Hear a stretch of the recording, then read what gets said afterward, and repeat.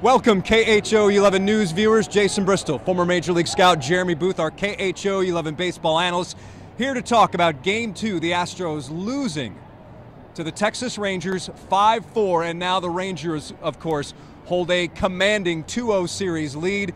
Jeremy, I think the overriding sense that we're getting from everyone in this ballpark, but mostly from you, is that the Astros really gave this game away. Yeah, you know, you can't leave 8 guys on base with less than 2 outs and expect to win in any game, let alone the postseason. You know, people can go back and talk about Framber Valdez early. There really weren't a lot of hard-hit balls. It was ground balls with holes, playing the game, Rangers hitters staying above the baseball, hunting breaking balls in the strike zone. You get to the Astros approach, it's the other way. It's a very good hitting team, very good postseason hitting team, traditionally anyway. Has had some very bad at-bats. And tonight, you see a situation with Yainer Diaz in the 5th inning where, look, he hasn't played in 12 days, really. He played 1 game in Minnesota. He's had the layoff like everybody else. He's come into this series, and he gets into bat tonight with bases loaded against a guy that's going to throw him nothing but breaking balls, and, of course, he expands the zone, and you have an out. Then he follows up Altuve, who chews a bad ball hitter. That's fine. Bregman's pitch selection was a little bit questionable. The one that sticks out to me is the one towards the end of the game. And I say that because it was in such a spot where I turned to you, I think it was an inning prior, and I said, something's going to happen. I don't know what it's going to be, but it felt like something was going to happen. You get Chas McCormick up there in that situation with a guy in the mound, Leclerc, right? So this is the 8th inning. It's the 8th inning, and he's thrown Leclerc. 2 men on. Yep, first and second. And after Alvarez home run. Leclerc basically was having trouble throwing strikes. 7 balls in a row, I believe, by my count. It's off the top of my head, but 7 balls out of the strike zone in a row. He comes in, throws a slider to McCormick, and McCormick swings. It's not a pitch you want to hit. At some point, you need to zone back and quiet your mind and make him throw a strike, especially in that situation. Not only did we not make him throw a strike, but we chased, and then we chased again, and then we chased again, inning over. You can't do that if you expect to win the game, and those type of at-bats dominated the Astros' performance tonight. Of course, if you have comments, leave them here. I'm checking our KHO 11 Facebook page. We'll get to those comments. Something that was really evident early on in this game was the Rangers going after first pitches. They did not waste any time to do any damage. Simeon going after the first pitch. Seager going after the first pitch. Garcia going after the first pitch. And then you look up and it's 4-0. Now, I know you said that a lot of them weren't hard-hit baseballs. Yeah. However, it was very clear that the Rangers, they were in attack mode, and they did not want Framber to get comfortable on the mound. Well, we talked about last night on Sports Extra. The Rangers are in aggressive mode right now. They swept the ALDS, correct? And now they're 2 games up here after a bad showing at the end of the year in Seattle. They're 7-0 now in playoff games this year. They're not messing around is what's going on. They're getting out there. They're playing playoff baseball. I was talking to Donnie Ecker a little bit with the Rangers, their hitting coach. Happen to know him a little bit. And what he was talking about is that they're learning over there the postseason is different than the regular season. You can't play for the same game in the postseason you play for 162. You can't ambush fastballs. You can't get long in the zone. You can't let guys pitch around because the only bats you have, every single one counts as far as moving the line. So we go back to that first inning you just talked about with Framber. I had the same questions you did. Is the ball flat? Is he in the middle of the strike zone? What's going on? And I asked some of my scout friends who happened to be here, and they said, no, it's not really so much that he's flat or making mistakes. The balls aren't hit real hard.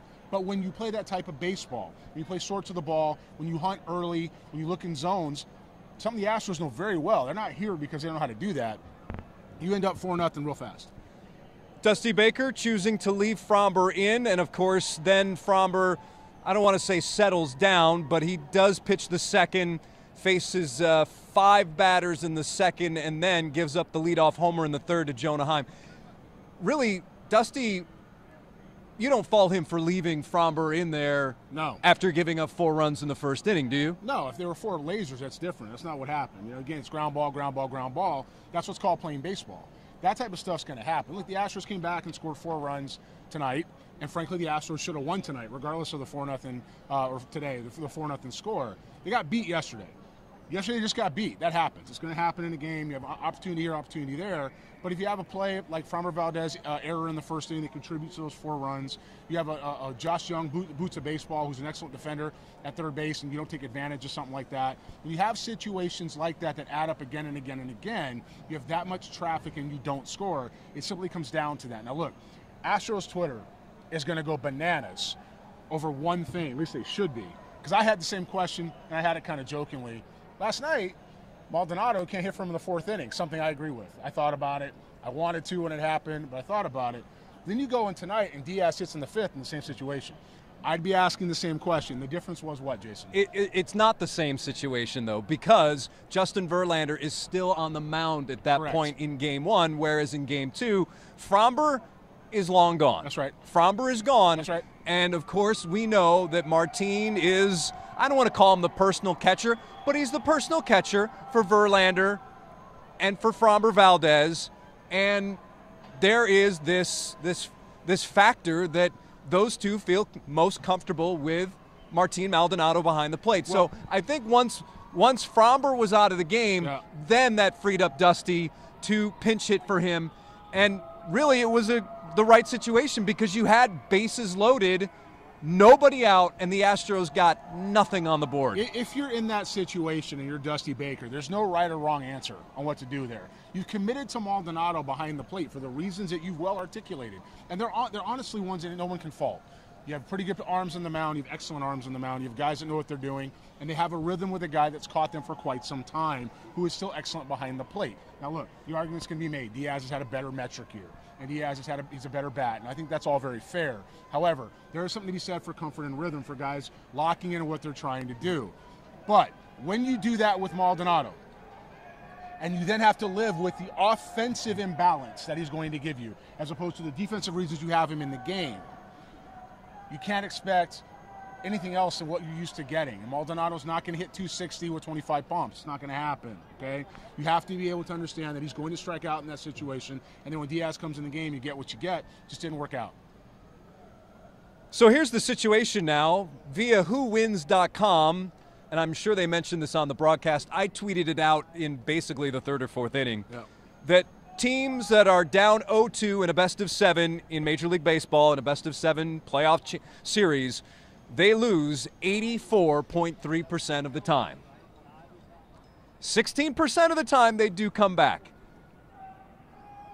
Why should Astros fans feel like they could be a part of that 16%? Well, the first thing Astros fans need to do is not listen to Jerry DiPoto and the Seattle Mariners talking 54% win percentage. Jeremy, you're getting too in the weeds. You're getting in the weeds.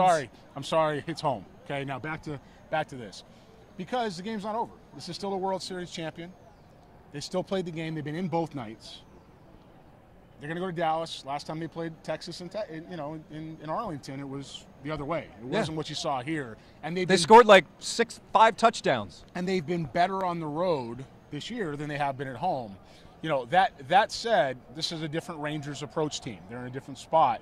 They're mentally focused, and it's going to be a battle. The Astros have got to have better bats. If they play their game, there's still 5 left to go. You got to win 4 or 5.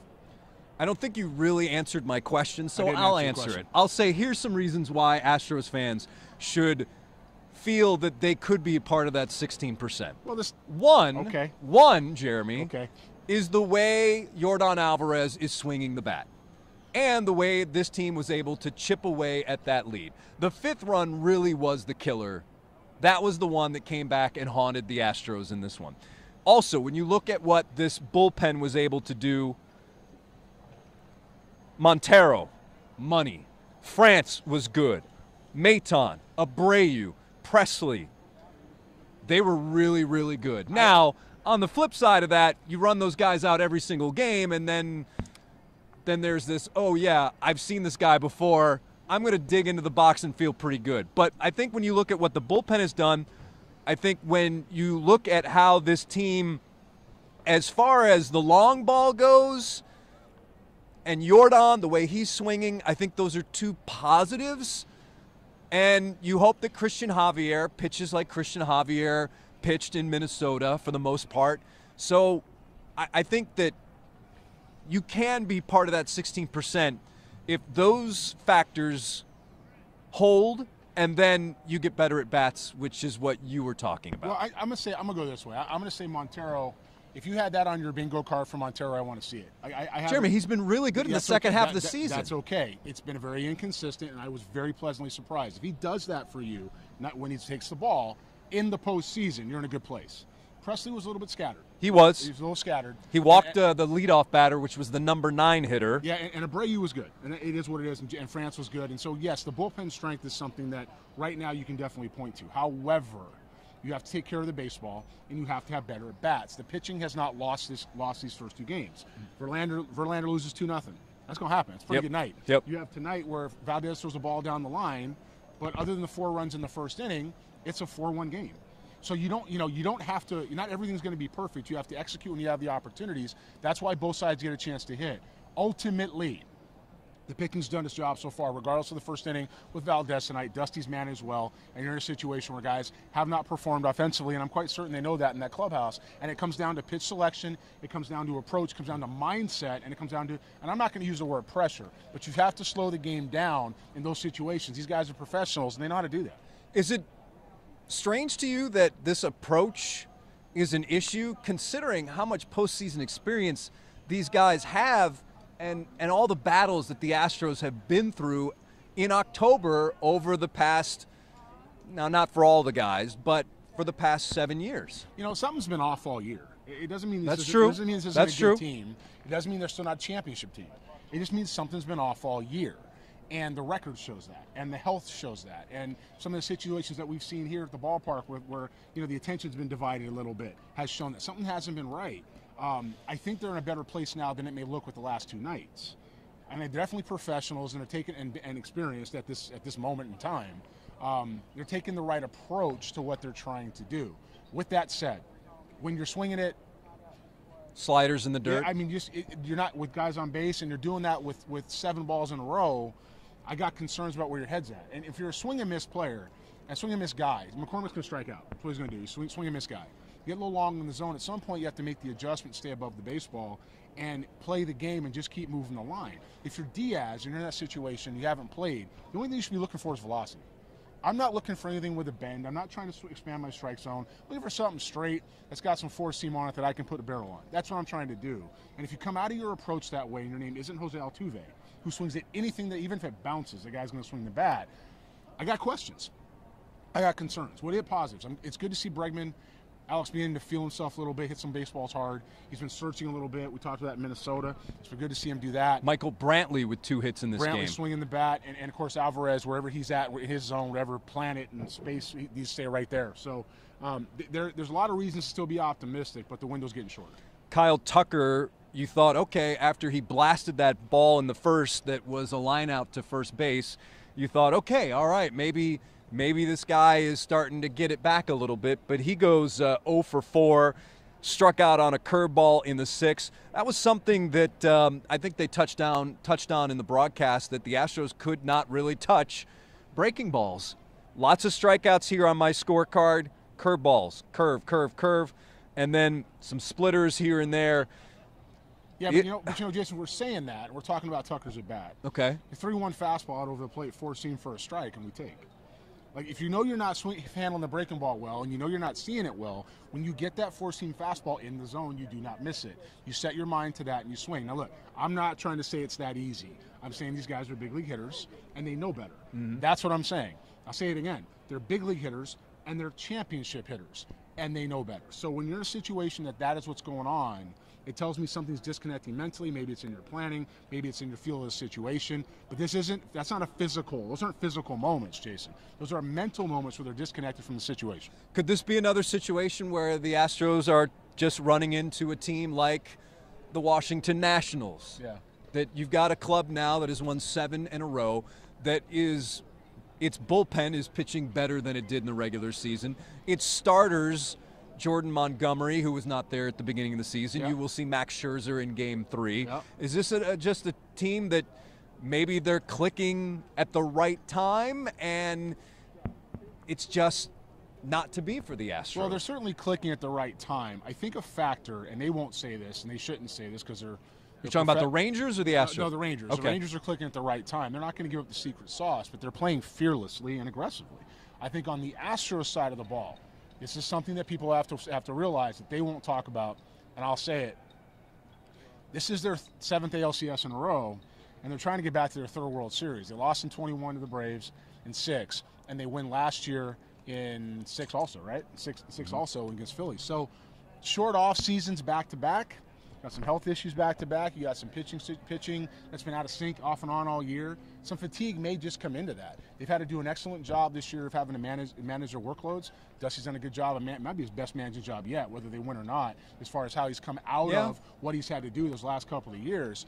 And when you look at what the time could be, I don't want to say it because I still believe in them have a chance to win the World Series, but I will say that is a factor. That rest and recovery and that continued shortened window, 3 months and 3 months, or most people have another 30 days longer or 45 days longer, that does have a factor. Sheila is weighing in here on Facebook. Can we all agree to leave Brantley in the starting lineup? Should have done that in Game 1.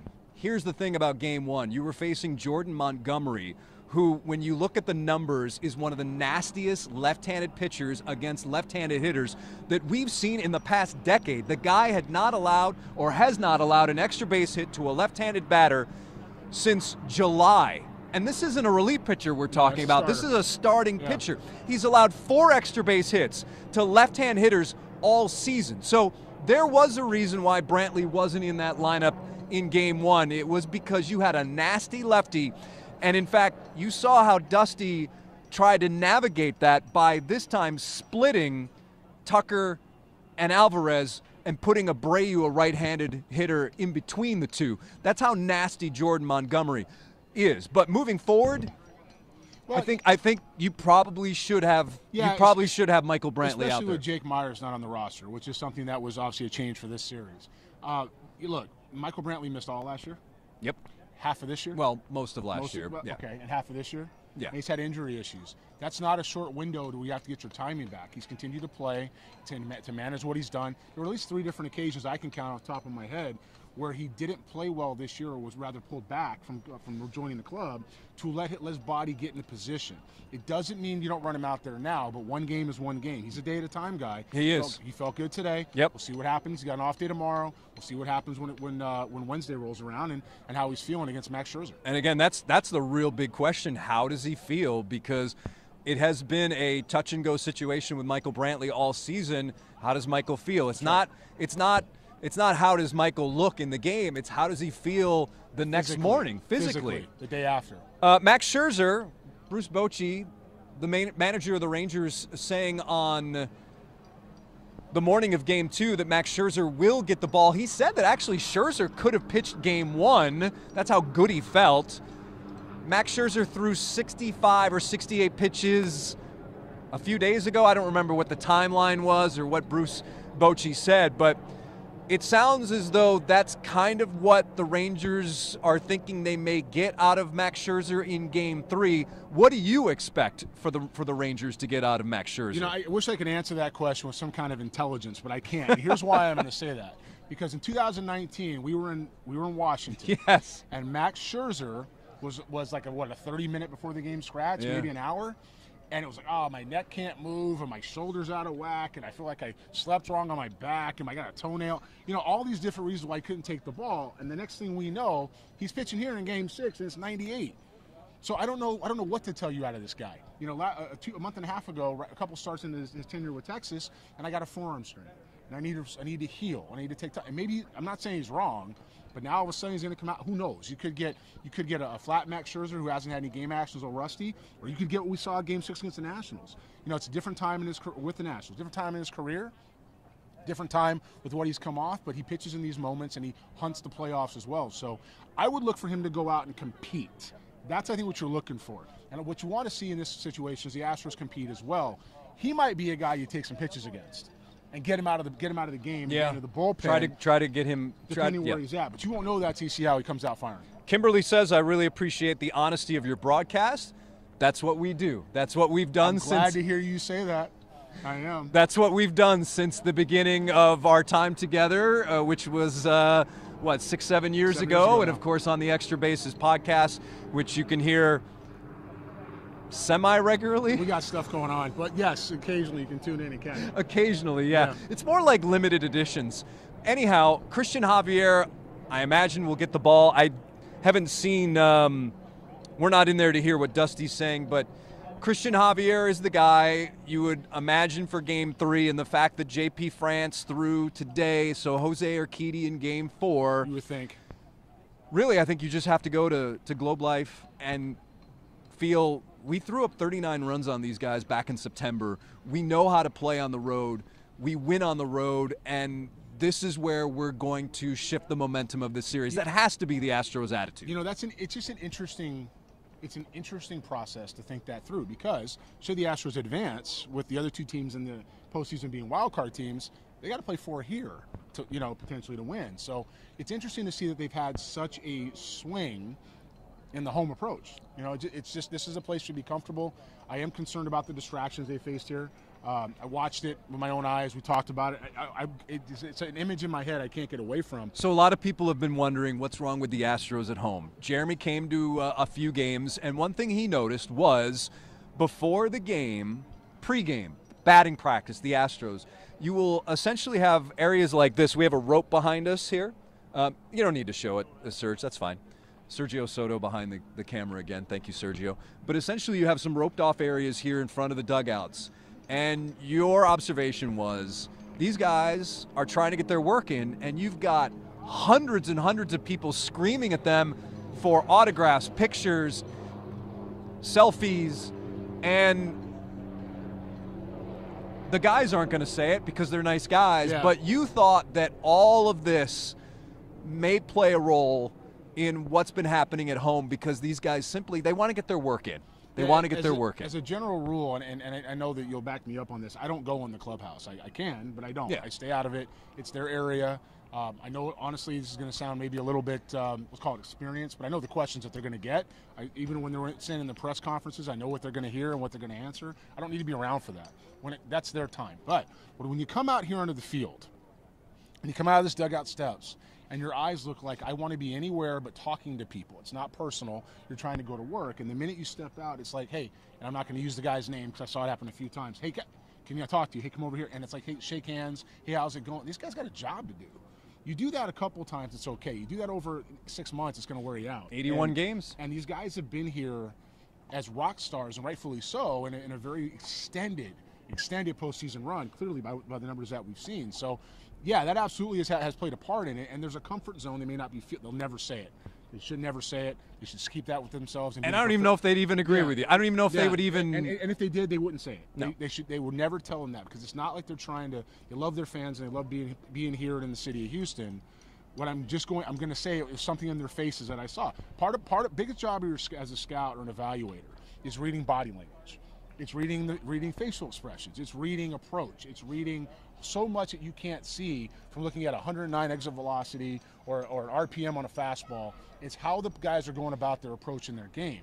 And it's just, that's something I've been okay at. You know, so when I watch their body language and I watch what they're doing, you can see when somebody's comfortable and when they're not. You can see by watching McCormick's face in that at bat. He wasn't real comfortable. If you go back and look at the video, he wasn't comfortable. He wasn't in his zone where he could go ahead and wait for something in the strike zone. He was trying to produce, and we call that predetermined swing. And that's what he was doing. Same thing when these guys come out. They know they have to deal with it. They try to get back. If they wanted to stop and talk to people, they would stop on the step and say, hey, what's up? How's it going? The fact that they got by people and then were pulled back tells you they were just trying to go to work. Now the comments are starting to roll in. Sean says the Astros don't seem to be wanting it bad enough.